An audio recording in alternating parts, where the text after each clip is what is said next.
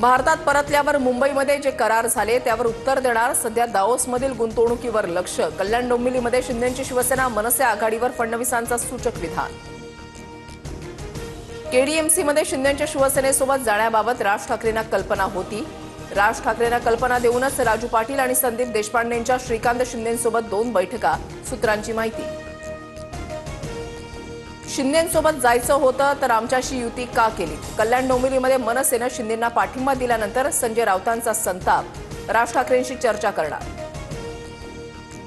कल्याण डोंबिवलीमध्ये राज ठाकरेंनी राजू पाटलांना अधिकार दिलेत. आमच्या उमेदवारासमोर ठाकरेंच्या शिवसेनेनं 12 AB फॉर्म दिले होते.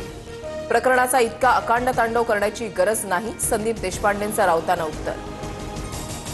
राजकारणामध्ये काही घडू शकतं. कल्याण डोंबिवलीमधील पाठिंब्याबाबत स्थानिक पातळीवर झालेला निर्णय मला पटलेला नाही.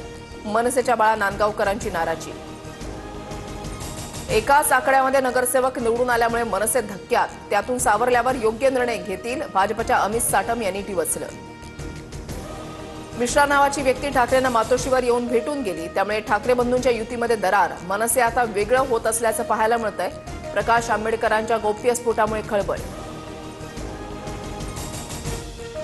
सत्ताधारी पक्षातील एका बड्या नेत्यानं अपहरण करण्याचा प्रयत्न केला आणि त्यातून सुटून मी देवदर्शनाला गेले. मातोश्रीवरील बैठकीमध्ये सरिता म्हस्केंचा आरोप. सूत्रांची माहिती.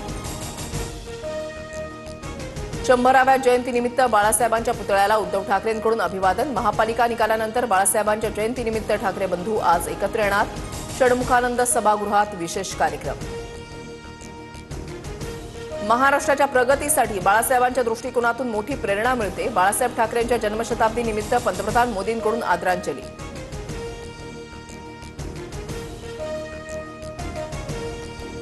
राज्यात 30 लाख कोटींच्या गुंतवणुकीचे करार. 18 देशांमधून महाराष्ट्रामध्ये गुंतवणूक येत आहे. दाओसमधून मुख्यमंत्री फडणवीसांची पत्रकार परिषदेमध्ये माहिती.